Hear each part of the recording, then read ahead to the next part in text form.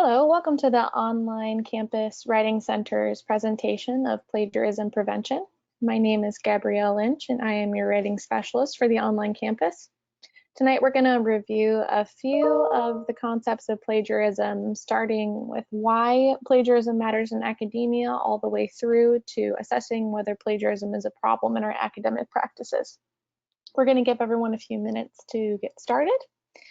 And if at any point right now you're having connection troubles or you want to work on the GoToWebinar controls so that you have chat or microphone access, please just go ahead and raise your hand or use the questions tab and I'll help you out.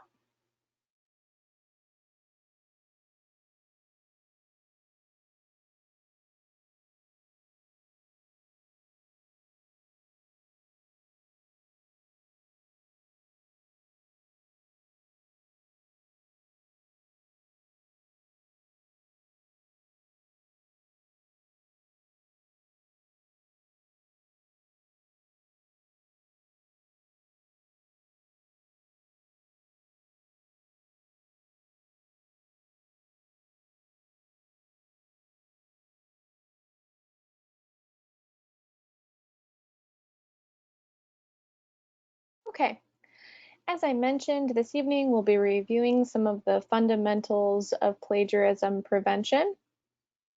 Here on my screen, I'm actually not presenting a PowerPoint or a Prezi. I'm using our new web page for the Online Writing and Learning Center. This is our plagiarism prevention page, and I'm going to share all the content from this presentation off of this site here. I'll give you access to this web page in the chat, and it is live now, so you'll have access to the exact materials that we're reviewing this evening as soon as the webinar is over. So this evening we're going to review a few topics, including why do I have to cite my sources? What is plagiarism? How can we fix it? When do you need a source? How should you use those sources? And how do you know if you've plagiarized? So reviewing these different topics, we should have a firm understanding of why plagiarism is significant in academia and how to avoid it through proper writing techniques. So to begin with, why we have to cite our sources. Most of us may often have the idea that plagiarism is a legal construct, a set in stone moral clause based on facts and laws, but that's not really actually the case. Reality is a little bit different. Plagiarism is a cultural expectation. So while copyright laws do exist in terms of using other people's work without permission, plagiarism in academia is based on a cultural value and expectation system that shapes the way in which students, faculty, and researchers are expected to write and use sources in their work. So this is pretty similar to concepts like politeness from culture to culture. Politeness exists in all cultures, but source usage and politeness are going to vary greatly culture to culture. So in this perspective, it's important to remember that a different culture's approach to source usage and plagiarism are not wrong or incorrect because they contrast with the expectations here in Western academia. So for example, if you have been assigned this presentation as a component of an ADP for plagiarism, or as a multilingual writer who's unfamiliar with plagiarism prevention practices in Western academia, this part of the presentation is designed to be more inclusive in the sense of understanding that the perspectives we're sharing on why plagiarism matters are culturally informed by the expectations of where these schools exist. So if you come from a different background where source usage is a little different from what we're discussing today, this presentation in no way, shape, or form is saying that this mode of citation is better or correct over those other ways of using sources. So the fact simply is that if you're enrolled in an academic program that is based on Western academic principles, you're going to culturally be expected to participate in avoiding plagiarism based on the values of the culture the schools exist in. So like we mentioned with politeness, this would be, for example, when you greet someone from different cultures, you wouldn't use the exact same mechanism. So you might give a hearty handshake and direct eye contact in Germany, but a bow of differing lengths based on the person you're meeting in Japan would be expected. So much like these differences in Western academia, whereas in other academia and academic cultures, we won't cite sources, we must cite our sources. So to help us understand those cultural values that shape this big rule that drives our writing practices, we're going to take a little bit of a look at what the cultural expectations of Western academia actually are. To do this, we're going to use the Lewis framework of classifying cultures by their communication commonalities.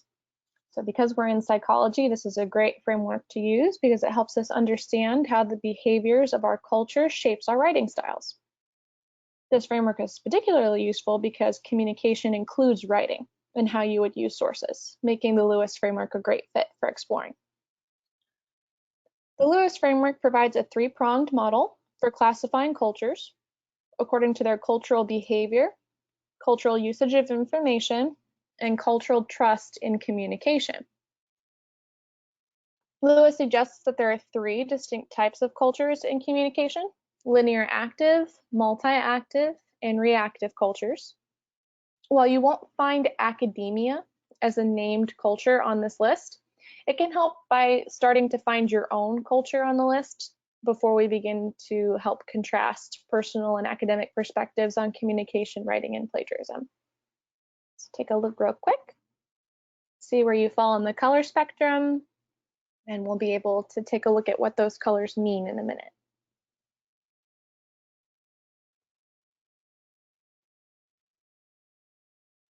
Okay, so as we're moving on, you'll note down here that US and most of our Western expectations are colored in shades of blue to moderate purple or moderate green. So what does this mean exactly? The colors are designed to show the cultural groups in the Lewis model. So linear active cultures are going to be those blues and greens. Multi-active is going to be over here, the top of the triangle, reds and pinks and oranges. And your reactive cultures here at the bottom will be yellow and green, bridging into orange here. So essentially, linear active is blue, multi-active is red, and reactive is yellow. What do these words mean? It's helpful to note as we move forward in defining these different types of cultural communication patterns that academia largely follows a linear active communication pattern. So we'll pay special attention to that group just because we're using it to understand what the expectations of us are in terms of plagiarism in writing in Western institutions. Linear active cultures, including places like the United States, the United Kingdom, and Germany, are generally driven by three principles in communication: emotionally disengaged and rational communication, task-oriented behavior, and decisive factual planning. Multi-active cultures in comparison, such as those in Central Europe or Latin America, are typically driven by loquacious communication, warm and personal behavior, and more impulsive, flexible planning. In reactive cultures, such as those in Asia, we find communication driven by courteous and respectful behavior, compromise-oriented perspectives, and amiable planning, so being sure all parties are accounted for in the planning process. These communicative characteristics shape the cultural behavior, information usage norms, and style of trust that we'll be looking at in a moment, which together form the basis of the writing styles that we're expected to use in academia. So in terms of cultural behavior, this includes the selection of sources in writing. So looking at this cultural framework, here's the explanation for why you're expected to use certain sources for anti-plagiarism and to shape your argument in academic writing. Because linear active cultures expect facts, figures, data, and individual opinions as sources in writing, they also expect a linear organization in the writing, presenting these facts and figures in topical paragraphs, supporting a direct logical argument rather than a personal approach. So here, a native English writer would prefer to use hard data in writing, including academic research, statistics, or direct arguments. This is in comparison to a multi-active writer from a Central European or Latin American culture who might view personal anecdotes as a stronger source of information and relationship between ideas, placed into a more flexible writing organization style that allows interruptions from the topic at hand to completely discuss something that might be of importance to the writer or the context in a more humanized and emotional approach, instead of a detached, logical, Lego block building argument style. So here, a Spanish writer might prefer to use personal sources in writing, including memories, personal anecdotes, and more emotionally charged reasoning. In comparison, reactive cultures, such as those in Asia, have somewhat of a blend of linear active and multi-active cultural perspectives. So a driving force in selecting sources is respecting others' positions in group consensus. So this creates somewhat of a more circular writing structure where we're not really directly claiming an argument that might offend or implicate someone else in a competitive context. This prioritizes diplomatic and collectivist approaches over facts and opinions. So here, this might shape the way a Chinese writer could avoid direct reference to sources, for example, omitting them from the paper for concern of addressing someone's face directly, focusing more on the reader's opinions and feelings about the information. Because academia follows more of a linear active approach in Western universities, we can see that they require a linear organized writing style that focuses on citing valid data and omitting personal opinions in writing. So this is where the need for sources comes from in the first step of plagiarism prevention. In the second step, understanding information usage, the linear active academic culture in the United States, the United Kingdom, and Germany, for example, are more data-oriented cultures. So they seek information through research sources rather than seeking information through conversation and contact with others as the multi-active structure might do. Linear active cultures focus on the fine points to prove an overall argument. You might know this as topic sentences and paragraphs relating to your overall thesis. Here you can see the cultural expectations that shape that writing style that you're expected to do in the classroom. That same style prefers information from colleagues, readings, databases, and reports, rather than from family, relatives, peers, personal reading, colleagues, or friends, as the multi-active cultures might expect. In the reactive culture, we would see more of seeking information through official and familial sources together. So again, we have a bit of a blend. So students from an Asian background might expect to both include their personal and official experience in their paper, focusing on addressing the other side actually more than maybe their own, listening and providing reasoning for both sides of the argument in the paper, and preferring information from both databases and relatives, social circles, and the counter argument. Sort of a mixture of the two without directly addressing a thesis that might be deemed competitive or argumentative.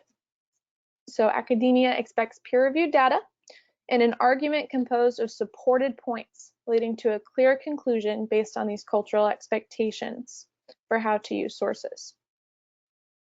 In the last step to understanding cultural plagiarism prevention, we want to look at styles of trust. So in communication, every culture has their own style of trust that drives the way that they speak to each other and the expectations that they have for what someone might share with them or provide in passing or in writing. In linear active cultures, they're more high trust societies. What this means, not that they trust people more, but that they value proving that someone may trust in you at a higher level. So for example, there's a great expectation for adherence to the rules and respect for the institutions of authority and their members. This is where the seriousness of plagiarism is generally receiving its tone, from the cultural expectation of respecting authority and being a participating member in its society. Linear active cultures as high trust societies trust consistency, scientific-based evidence, and performance.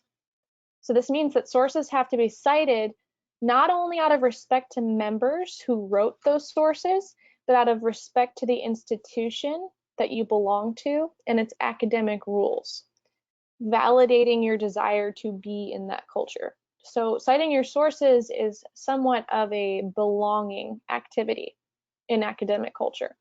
What it means is that you agree to respect all others in the community by citing the sources that you use, and that you also agree to use those sources to prove what you say is true, providing more value to the members of the same society that you belong to. This is a bit in comparison with multi-active and reactive cultures, which is where sometimes we get some misunderstandings about plagiarism.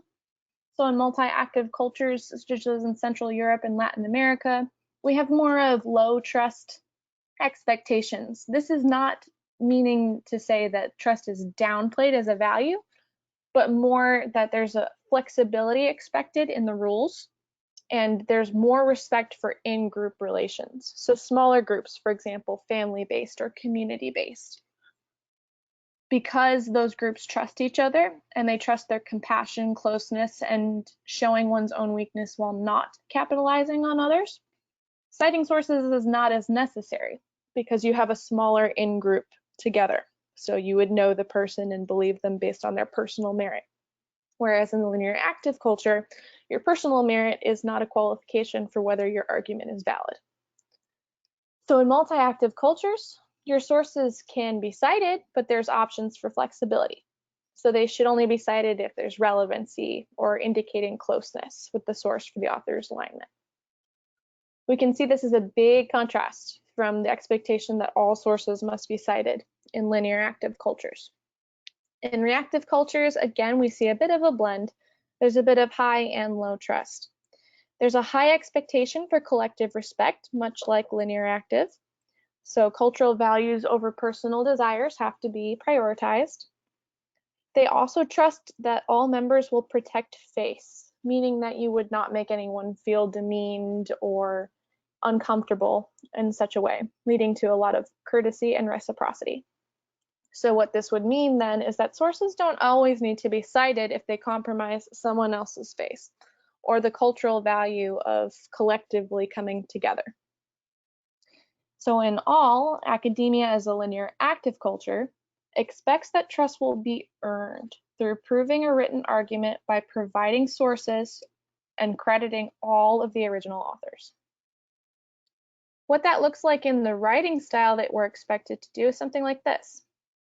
The way that the cultural behavior, information usage, and styles of trust expectations shape our classrooms are through a form of writing that's linear, meaning that we start with a clear thesis statement, an idea of an argument, and then we provide supporting subpoints with clear conclusion at the end.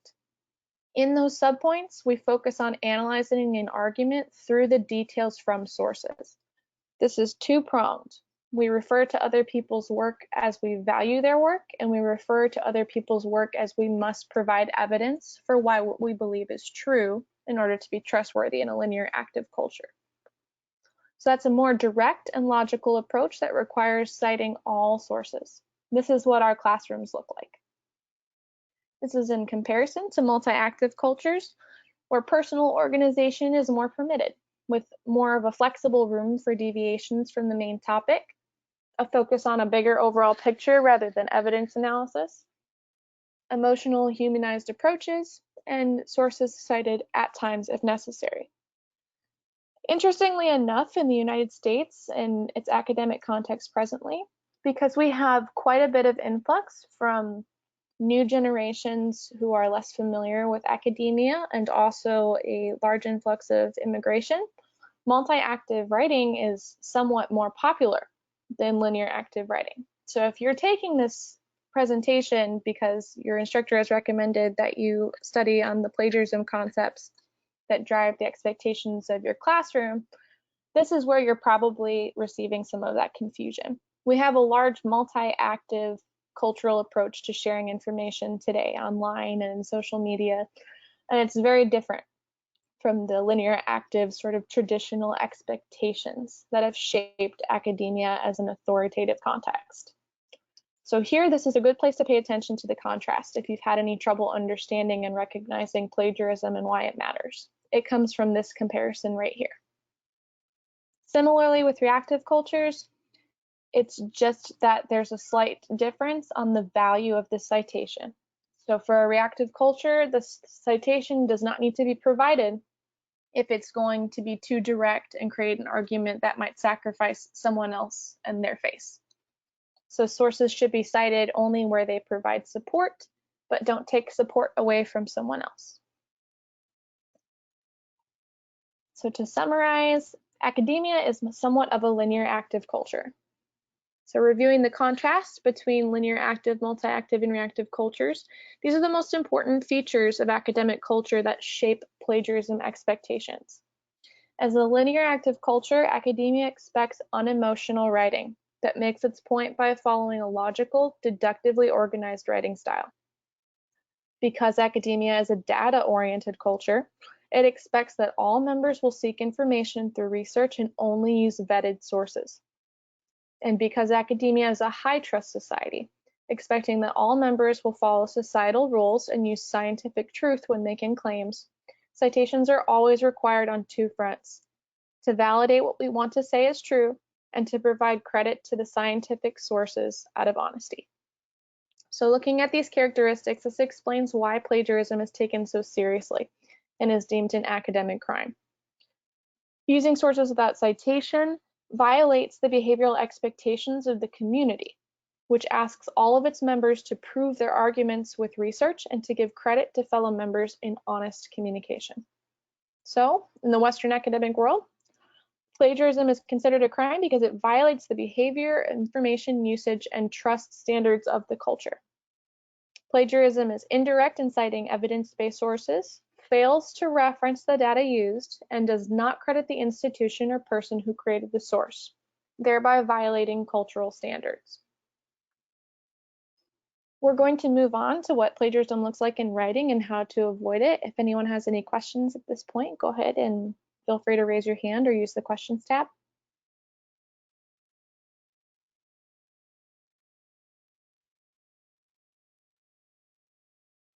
Okay, great. Well, we'll keep going. Feel free to stop me at any point. So what is plagiarism? Plagiarism is defined as directly copying another's work without providing attribution by quotation marks, an in-text citation, and a page number.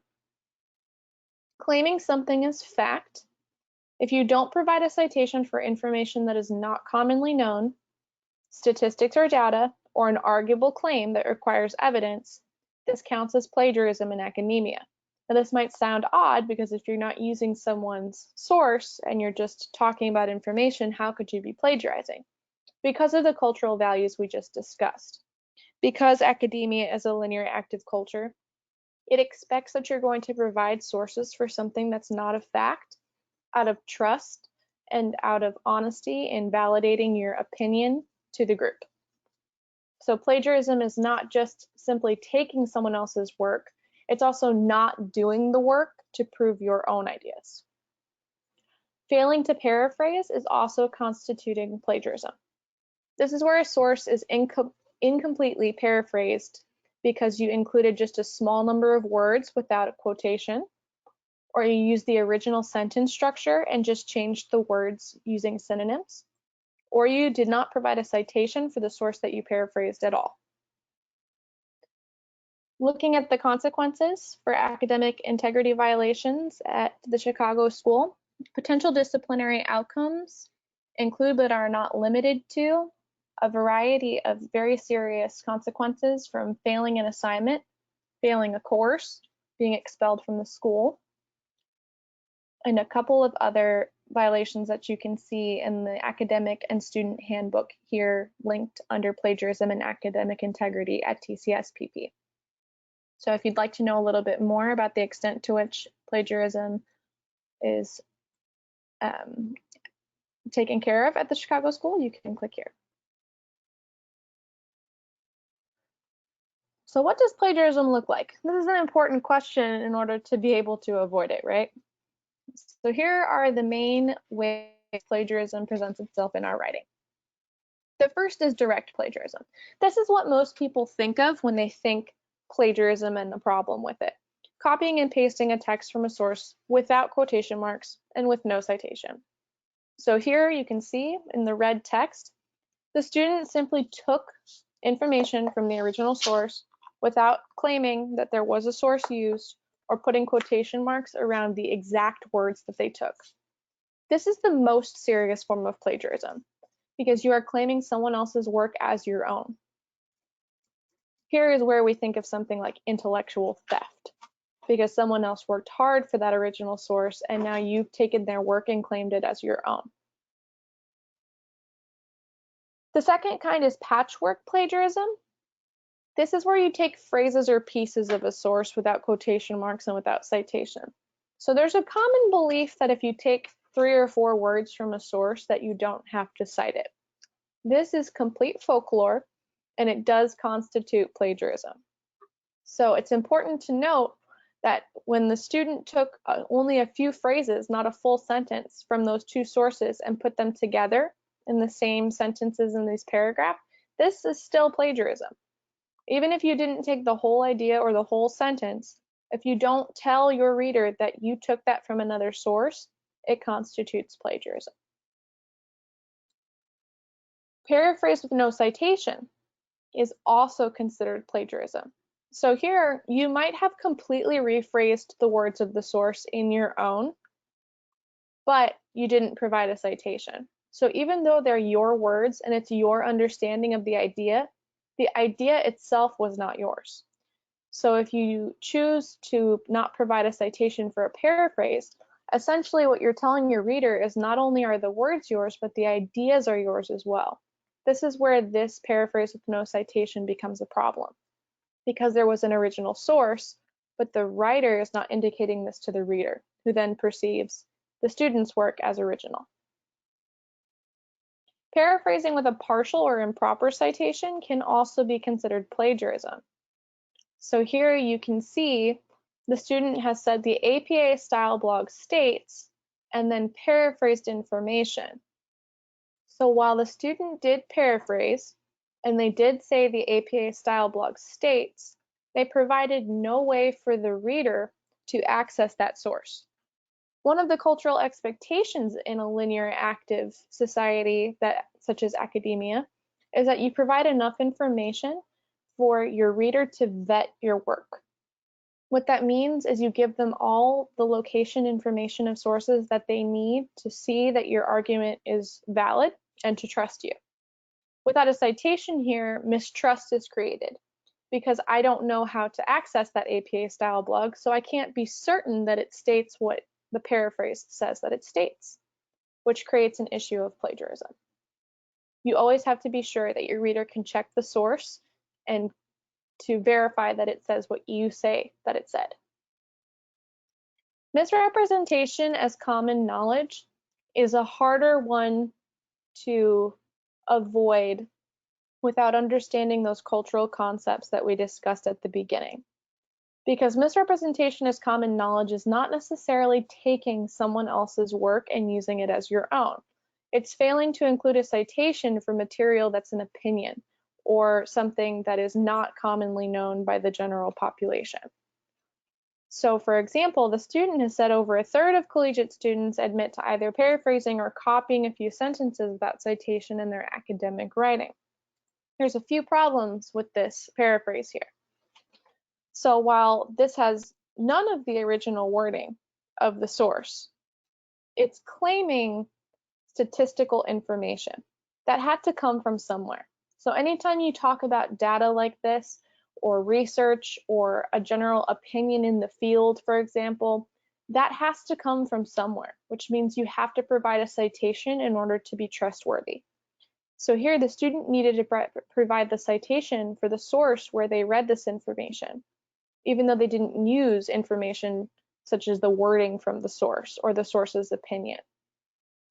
So anytime you present something that is your own opinion or something that you might have read somewhere in passing, like a newspaper article or a blog, like a small factoid, for example, Unless it's very scientific, common information, like the sky gets gray when it rains, you need to provide a citation in order to avoid misrepresentation as common knowledge.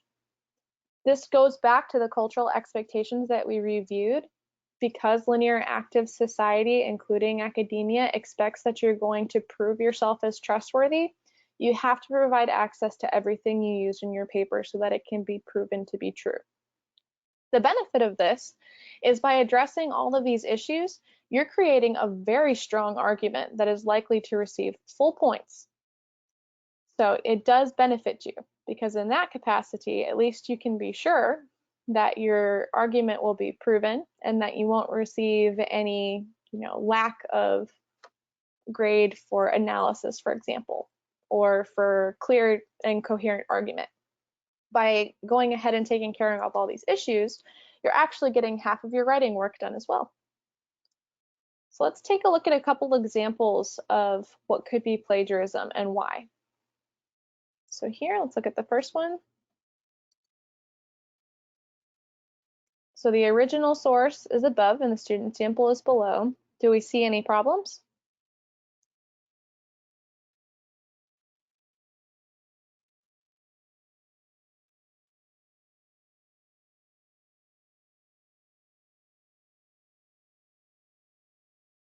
Feel free to use the questions tab if you're more comfortable.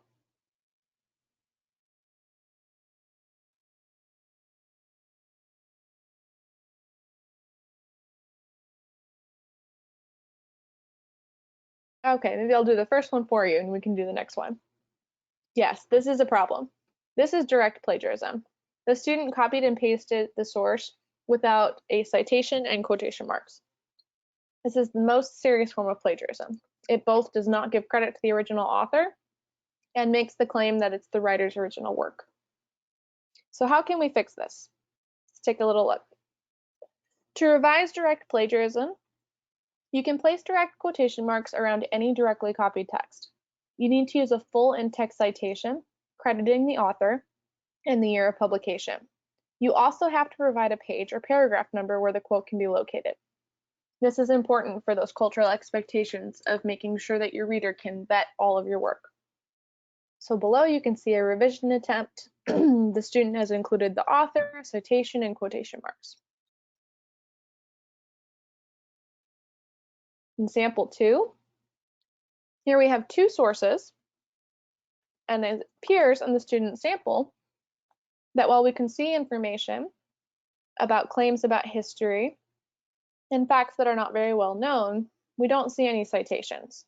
This is a number one hint to us that there might be some paraphrase and plagiarism issues. In fact, this is patchwork plagiarism. Copying and pasting phrases from a source, using only synonyms of the original sentences to adapt the source, and using no citation. This is again serious because it doesn't give credit to the original author and makes the claim that it's the writer's original work. To fix this, the student can use quotation marks if they've directly copied anything, but it's more important to reword and restructure the original source if they've paraphrased. So what this means is you couldn't take the same sentence and change out the words with synonyms and have a proper paraphrase. That's still the original author's idea because the idea is placed in the same structure. This would be kind of similar to saying a shade of green was different because we used the French word for green instead of the English word for green. It's the same shade. It's just that we used a different word to describe it. So you have to change the actual shade when you're paraphrasing. You have to put the ideas into your own words from your own perspective in order to avoid plagiarism. So here we can see that the student revised by adding quotation marks around some directly copied things and citations every time they used ideas from the original source. Okay, another example.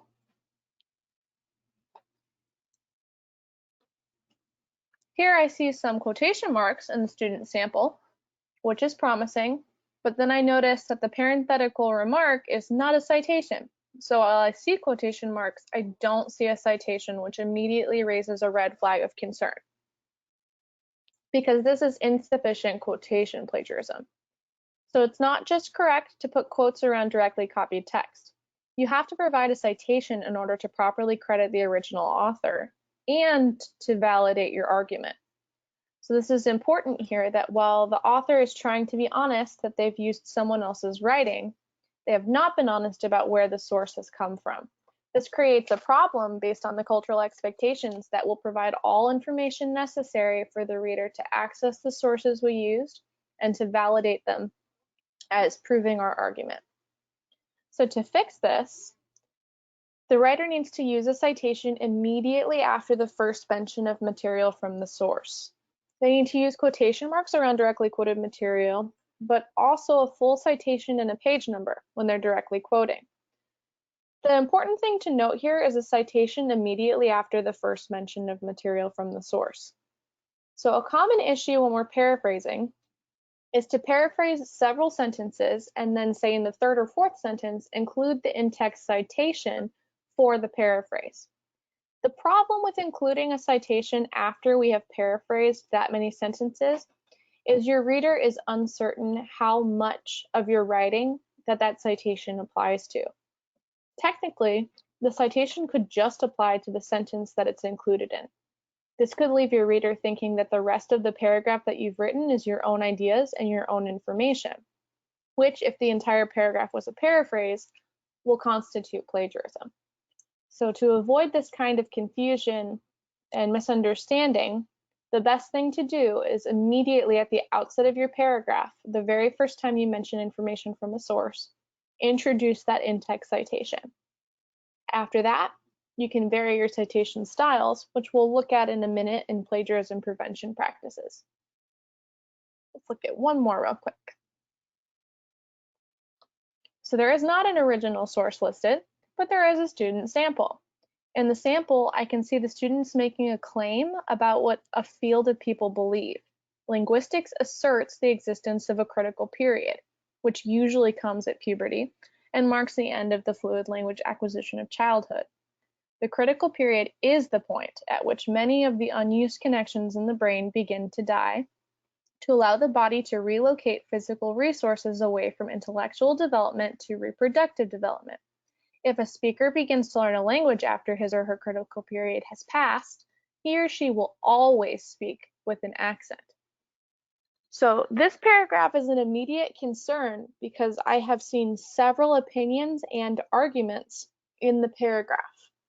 There are several things here that can't be taken as true without proving them. For example, the last sentence, that a speaker will always have an accent after a certain period of their life. This is an opinion until proven otherwise, so it must include a citation in order to be a valid piece of writing in linear active academia. Also, when you make a claim about a field of people and their beliefs, such as linguistics asserts the existence of, you must provide a citation, especially because you've implicated a group of people and what they think. So this is somewhat actually similar to the reactive cultures that we reviewed at the beginning. If you implicate a group of people and what they think in your writing, you have to provide a citation to support them and to prove that your opinion about their opinions is correct. So here, we do find that this is plagiarism. This is misrepresentation as common knowledge. It's paraphrased well, but it doesn't credit any original authors, and it fails to provide evidence for its claims and arguments. To fix this, the student needs to know that if it's not information commonly known to your average reader, you need to include a citation. That citation needs to be included immediately after the first mention of material from a source, and it has to be properly paraphrased by using your own words and sentence order. So here's a revision attempt. You can see that the student has inserted an in-text citation immediately after the end of the first sentence, which takes care of a lot of our concerns for plagiarism. After that, there's another citation that's included, creating a pattern of citation that helps the reader to understand that the student is continuing to discuss source material. This completely alleviates the student of any plagiarism concerns. So looking at why we need a source, The next step to avoid plagiarism is understanding when do you need a source. So we looked a little bit at misrepresentation as common knowledge and understanding the cultural expectations for argumentation in academia, which both help us to understand that to avoid plagiarism, you need to make sure you use a source if your writing reflects a feeling rather than a fact. So in this sort of decision tree here, you can follow through several questions that help you determine if a sentence that you're writing requires a citation. You can ask yourself, is my writing a fact or a feeling, an opinion, an interpretation of a fact? If it's a fact, commonly known and believed, no one would argue with you, no citation is needed. However, if it's a feeling and opinion, it needs a supporting source and citation. To do this, follow supporting source and citation rules. Use a source that has vetted evidence to support your feelings or your interpretation of an opinion, and then follow in-text citation rules in APA. What does that look like? How do you present that source? Well, that's depending on what part of the source you use. So you can ask yourself another set of questions in this decision tree. Did you use someone's exact words? If you did, you must follow direct quotation rules. This means a signal phrase to introduce the quote, letting the reader know that a quote is coming, quotation marks around any directly copied text, and an APA in-text citation with the author, the year, and the page number. If you did not use someone's exact words, you need to follow paraphrase rules. That means putting someone else's content into your own sentences and words rather than using synonyms in their sentence. You still need to follow APA in-text citation rules for paraphrasing, even if it's your own words. How do we use those sources? Let's look a little bit at that paraphrasing and direct quoting formatting that we're expected to do. These basic guidelines will help ensure that you're providing the proper attribution to the ideas and paraphrasing them completely enough to not have any issues with plagiarism. So paraphrasing indicates that you're using the words writing facts, information, ideas, or data from a source besides your own, and you need to formally provide the source of that material in your paper, presentation, or any other form of writing, and use your own words and sentence structure when talking about the source's ideas. Direct quoting is the opposite of paraphrasing. It's when you use the exact words of cited material, and as we discussed, you put quotation marks around the word-for-word text, or you use block quote formatting for passages of 40 words or more. Use a signal phrase to introduce the quote. You can never begin a sentence with a quote. And provide a specific page or paragraph number where your reader can look up that quote. If you need any more assistance with direct quoting and being sure you have formatted it properly, on the same website that I'm presenting this information to you from, you can access an APA Writing and Resources page. It's in the APA Resources and Writing folder at the top of the website. So how do we paraphrase properly? Here are some steps to help. First, never look at the source while you paraphrase. This is the most common thing that leads to synonyms being used, but the original sentence structure being retained. The next thing you can do is use a 3-to-1 ratio. If you aim to summarize one sentence in a paraphrase, it's going to be very hard to say that sentence in another way without using the same structure that the source used. However, if you create a sentence using 3 sentences from the source, you'll probably be able to create a new sentence with a completely different structure because you're combining 3 ideas into one. So the arrangement should be original. You can also try to draft your first paraphrase as if you're describing a source to a friend. This usually really helps to take the paraphrase away from the original wording because we don't usually speak the way we write an academic paper. You always want to incorporate your evaluation of the source in your paraphrase as well. This means that your sentence shouldn't just summarize the source, it should include some sort of evaluation of the significance of the source, connections to other sources, or how it proves your particular claim and argument. This also ensures your paraphrase is different from the original.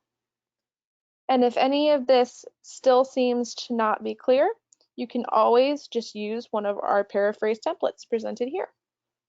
So here we have paraphrase templates for presenting at the sentence level and for presenting at the paragraph level. So here, you can follow these questions to make a sentence. In paraphrase template 1, you can start with who said it. Provide the author's names in the sentence, and you could even use their credentials to support your argument. So for example, I could say, Smith, a doctor of philosophy at X university. Then I could say how they said something. So if they're making an argument, I could say affirms, or I could say argues or proposes. So now I have Smith, a professor of philosophy at X university, proposes that. Now I can paraphrase in my own words what they said. I've introduced a signal phrase that helps my reader know where my information came from, and I'm about to use my own words to explain the passage that I looked at. To avoid any kind of plagiarism issue, I can tack on why it was interesting at the end of my sentence, changing my sentence from being close to the original. So here I can answer the question, why is it interesting? What are the implications of what the author stated? To whom does the information matter? Why? And a second template that you can use is a little bit of a reverse. So we move the who said it to the end. So now the author is no longer included in a part of the sentence. There's a parenthetical citation that will be included at the end. So I can start with what they said. I can summarize in my own words in a 3-to-1 ratio what the passage I was interested in said. Then I can explain why it was interesting, why is it significant, and I can connect it to my writing. Why does this paraphrase material prove my argument? How does it prove my argument? By doing this, I'm taking the source away from its original writing and I am applying it directly to my own work, which alleviates plagiarism concerns, which I finalize by adding the in-text citation to the end of this sentence. So here you can see an example paraphrase using these two templates. We have an excerpt from Plagiarism Across Cultures, and we've answered the questions to show you how it works. So paraphrase template 1, for example. Who said it? Block, a leading ESL researcher. How did they say it? Claims that. What did they say? Plagiarism definitions are informed by cultural traditions. Why is that interesting? It's important because when considering how to teach non-native students in the West. So here I have a whole sentence now.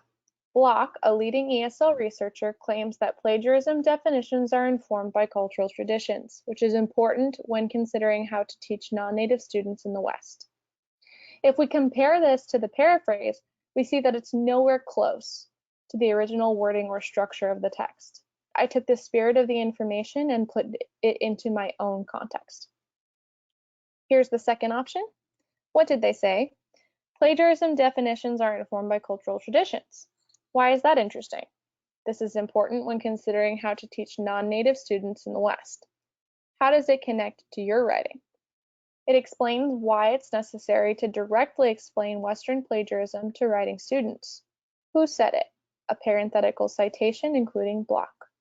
So altogether, plagiarism definitions are informed by cultural traditions, which is important when considering how to teach non-native students in the West, and explains why it is necessary to directly explain Western plagiarism to writing students.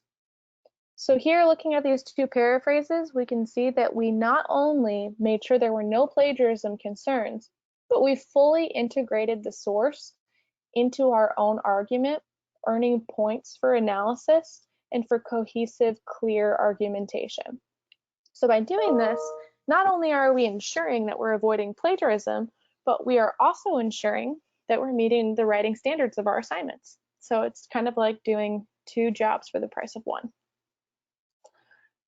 Sometimes at the paragraph level, this is harder than a single sentence. We have to put those sentences all together into a paragraph, and sometimes it feels like we're saying the same in-text citation in every single sentence.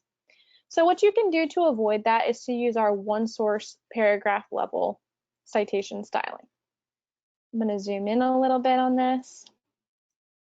So frequently, this is what our writing looks like in example 1, right? The end of almost every or every other sentence has the same in-text citation. It starts to feel really redundant and it doesn't feel like good writing. To avoid that, you can alternate with 4 different kinds of citing. You can start with an inline citation. This is where you pull the author's name into the body of the sentence. For example, Marshall noted students often struggle with APA. You can see that I took the author's name, but I left the year in the parenthetical citation. You'll always leave the year in the parentheses. You can get rid of the comma, however, when you take the author's name out. Next, to avoid using the same citation again, now I use a parenthetical citation, the last name and the year of the author, at the end of the sentence, with the period after the citation. So here I've used 2 different citations, so it doesn't look so similar. The benefit of this is that now that I've used both an inline citation and a parenthetical citation, I can actually use an inline citation without the year. So I can say, in fact, Marshall emphasized without using the year again, until I change sources. So here I can continue to use Marshall's name without worrying about the whole in-text citation with the year until I start using another source. At that point, I will have to use another citation altogether with the year. But at the moment, I can just use Marshall. Then here at the end, because I'm concerned about plagiarism and paraphrasing, and I want to be sure that I'm giving full credit to the author, I paraphrased one specific idea, which was close to the information originally.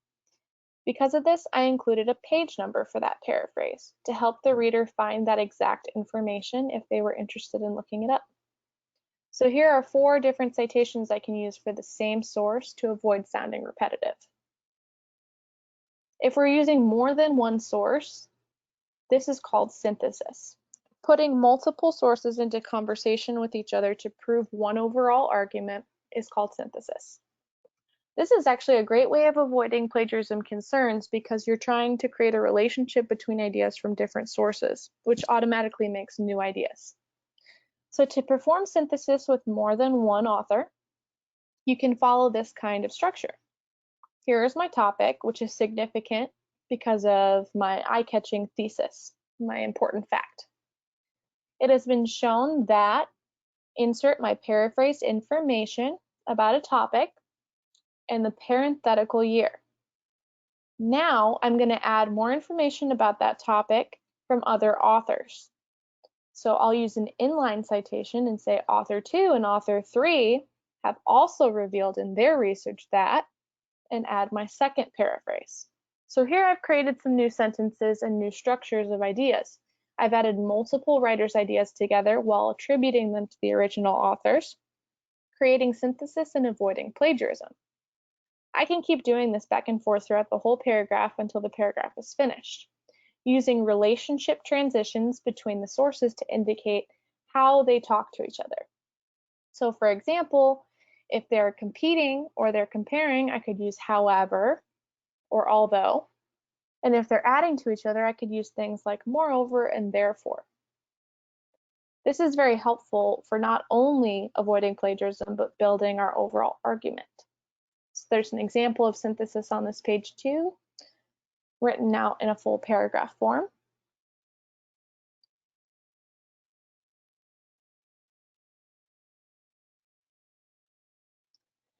So if we're looking through all this information and we're still wondering, how do I know if I plagiarize? You can take our plagiarism assessment. This is an assessment that is not tied to any course materials or to any kind of administrative committee. So if you take it and it turns out you had plagiarism in your test, you will not be reported for that issue. This is a learning tool. So you will be given information on what you did wrong and how to fix plagiarism in your writing.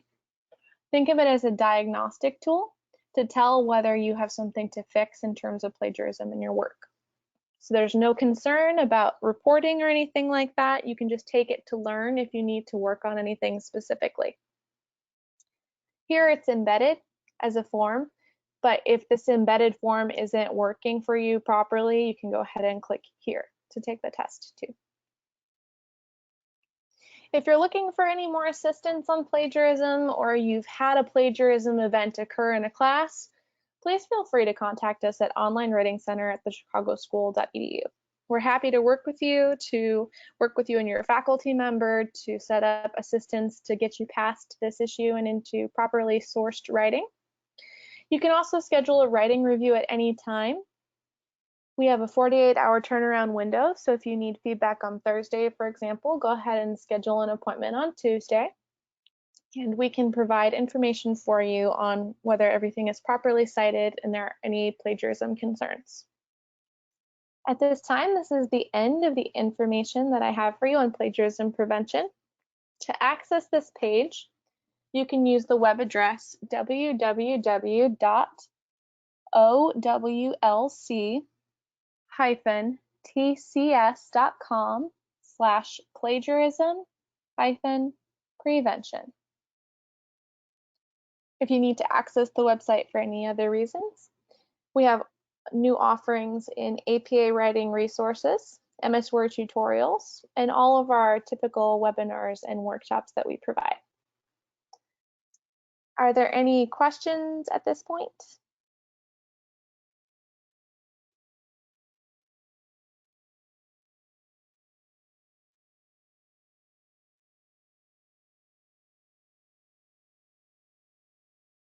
Okay, well, if you do think of any questions, oh, you're very welcome. Please feel free to access this material again via the website at any time and let us know if we can help. Have a great night.